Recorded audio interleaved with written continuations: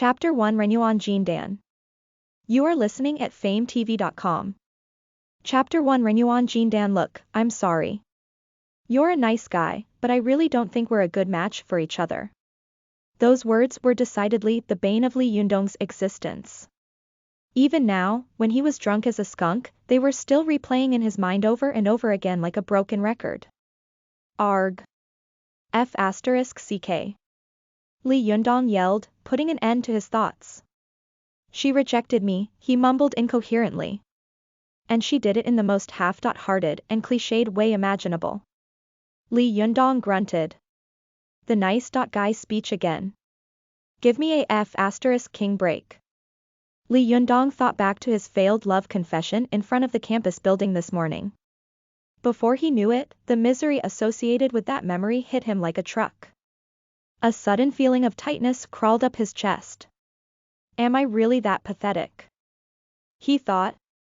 20.1 nice guy speeches already.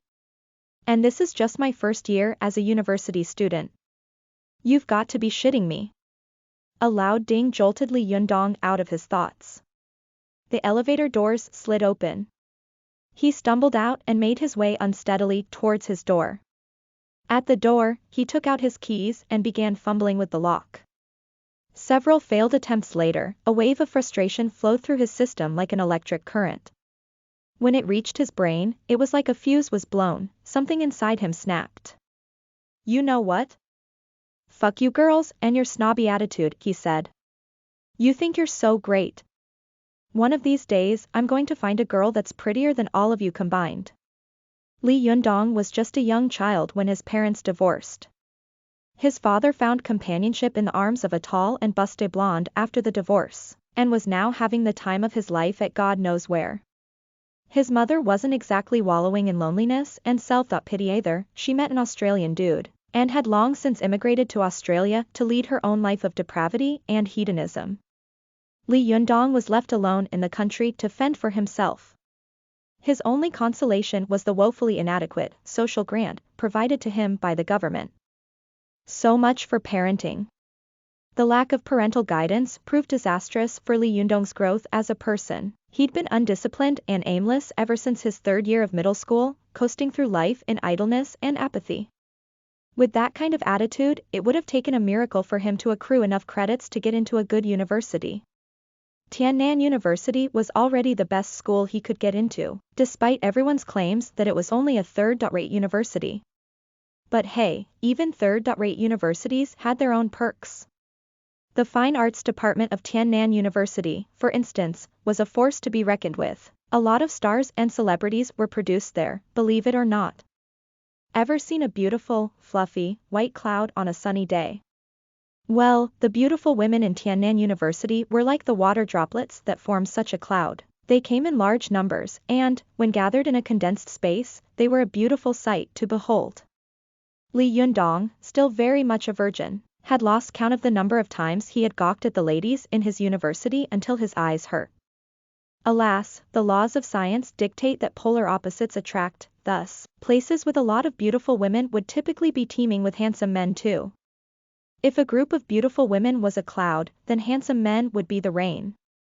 Where there are a lot of clouds, there will be a lot of rain, ergo, where there are a lot of beautiful women, there will be a lot of handsome men.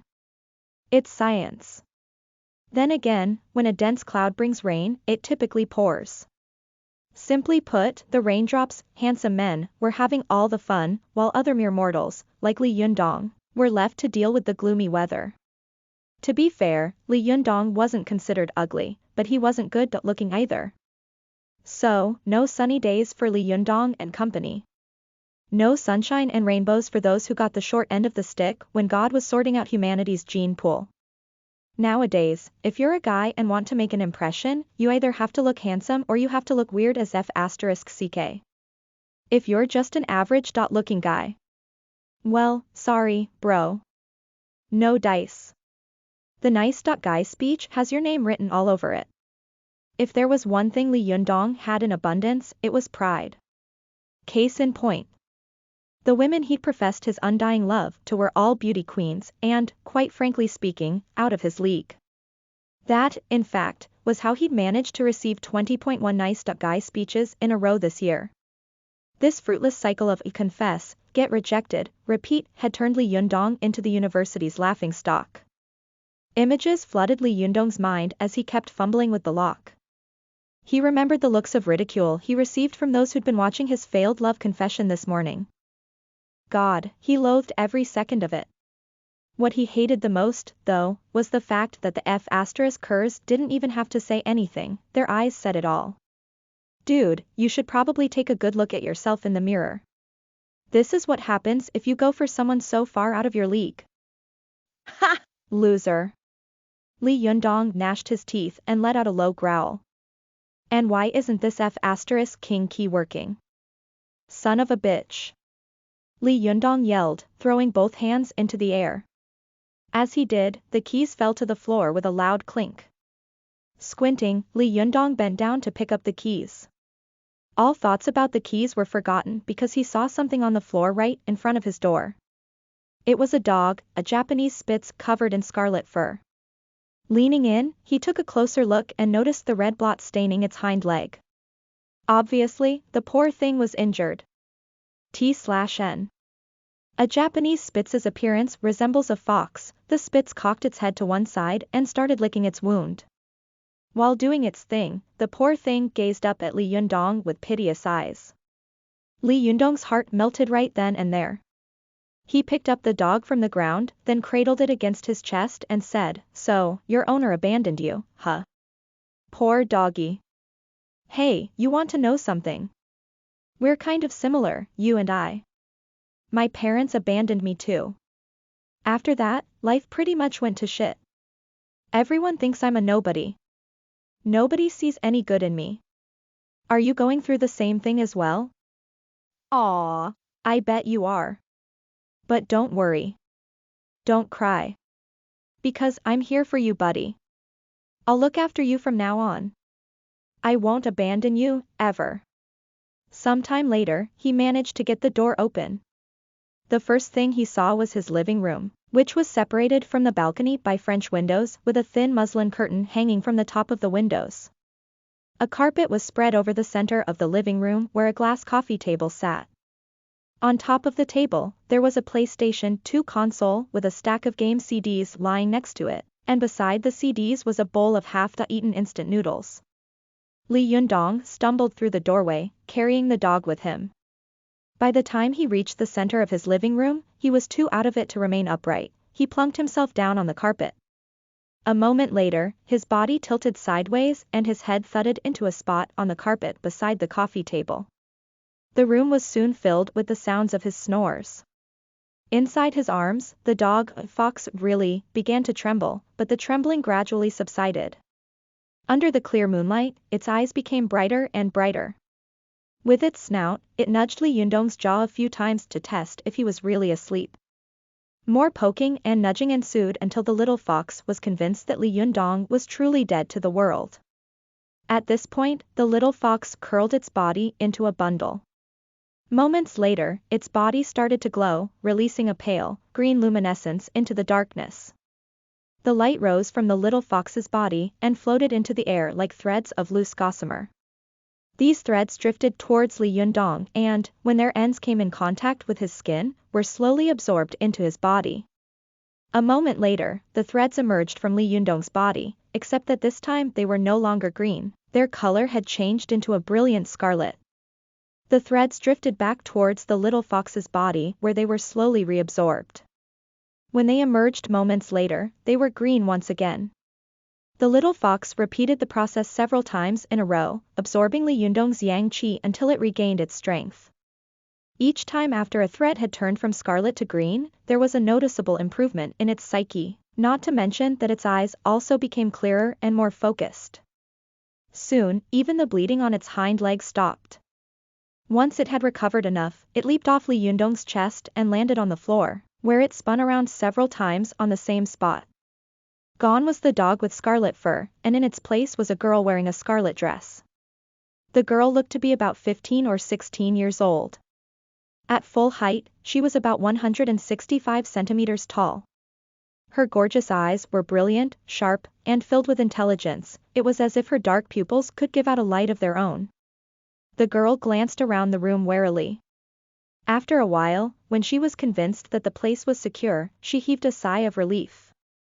"Phew, that was close," she whispered, patting her chest. "I nearly died here. And to think that my master went through all that trouble to help me steal the Jindan. It would be atrocious if I were to die here before I have the chance to use it." The girl spent a moment studying Li Yundong's sleeping form. Then she crouched down with her head tilted to the side and continued her scrutiny of the man who had been spouting drunken gibberish while carrying her inside just now. For some strange reason, she was hit by a pang of emotion. This guy's life reminds me of my own. However, the girl's maudlin mood only lasted for a brief moment. Well, time to get out of here, she thought, rising to her feet. At that moment, though, it occurred to her that her enemies were still hunting her, not to mention that her wounds had yet to fully recover. What if she left now and got caught? Screw it.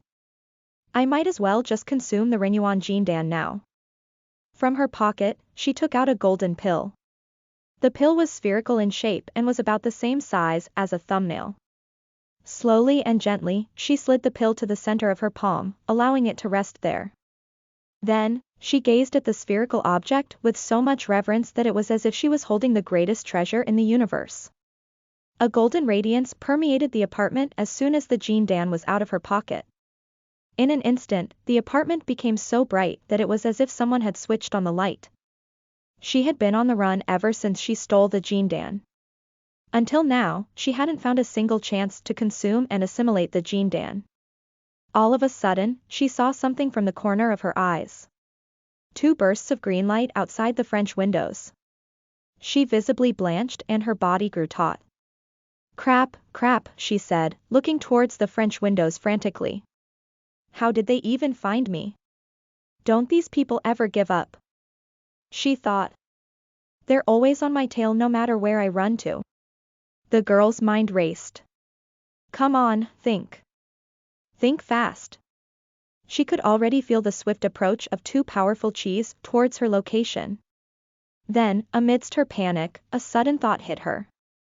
Could it be the Jindan's aura that has been attracting these cultivators?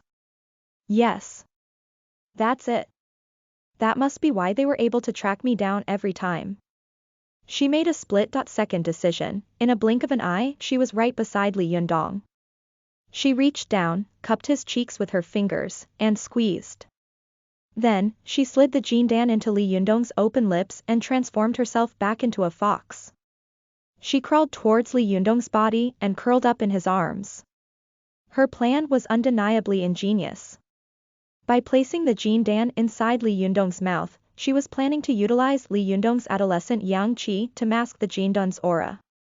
Adolescent yang qi is yang qi in its purest form. It is the finest part of the human body's yang qi, though it is hidden away in the huyin, an acupoint found in the perineum. Only yin qi has the ability to draw it out of the huyin. T/N. The perineum, the area between the anus and the scrotum/vulva, adolescent yang qi has many uses, one of which is to mask various types of qis and auras. Yin qi in its strongest form, various types of evil and unholy qi, and even the unique auras emitted by divine objects. She wasn't too concerned about keeping the Jindan inside Li Yundong's mouth. After all, the Renyuan Jindan wasn't like chocolate, it wouldn't melt inside his mouth. Besides, Li Yundong was obviously severely intoxicated. Humans typically wouldn't swallow the things in their mouths when they were in a drunken state. Unless she poured water down Li Yundong's throat, she didn't have to worry about Li Yundong accidentally swallowing the Jindan. Li Yundong's adolescent yang qi could mask not just the Renyuan Jindan's divine aura, but also her own yin qi. Her brilliant idea had just killed 2 birds with 1 stone. Sure enough, the green light outside the window stopped moving the moment she leaped into Li Yundong's arms. 2 human-shaped figures materialized on the balcony. The figures were slender and thin, and they moved with feminine grace. A voice sounded from the balcony. "Weird, how come it's gone just like that?" The voice was hushed, emotionless, and undoubtedly feminine. What's going on, elder sister Zi Yuan? Could it be that we've been following the wrong trail? Another voice sounded, this one was livelier and more innocent. That's impossible, said the woman with the cold voice vehemently. Then allow me to go inside and have a look, said the lively girl. This is the aura's last location before it vanished. The little fox had been listening in to the conversation from the start. At first, she thought that her plan had worked. The mere thought of having these cultivators fooled by her quick thinking brought her so much joy that she could barely keep her tail down. That feeling of smugness didn't last though. Soon, she heard one of them saying something about barging into the house. Frightened, she curled up into a trembling bundle and held her breath. The woman with the cold voice spoke again. Nonsense, she said in a reprimanding tone. People like us aren't allowed to barge into the lives of normal people and scare them. But we can't just return empty-handed, the girl argued. Silence filled the balcony. The little fox was scared out of her wits. Her heart pounded in her chest and she kept praying. Dear God, please make them leave soon. Don't let them come in. I'll kowtow to you. Amidst her internal turmoil, a sudden moan escaped Li Yundong's lips. He swallowed a mouthful of saliva to help ease the dryness of his throat. The spherical Jindan slid down Li Yundong's alimentary canal until he suddenly winced in discomfort. The pill was stuck. Dazed, he sat up slightly and supported himself with one elbow on the floor. With his other hand, he began reaching blindly for something on the coffee table. At that moment, the little fox's eyes were so wide and round that they would give the Jindan sphericity a run for its money. Horror filled her eyes the moment Li Yundong's hand found the half-eaten bowl of instant noodles. Before she could do anything, Li Yundong raised the bowl and gulped down the rest of its content like a hungry pig. The content of the bowl was, unfortunately, liquid. Li Yundong swallowed the cold soup and, together with it, the Jindan. Listen to the full novel at FameTV.com, direct link in the description.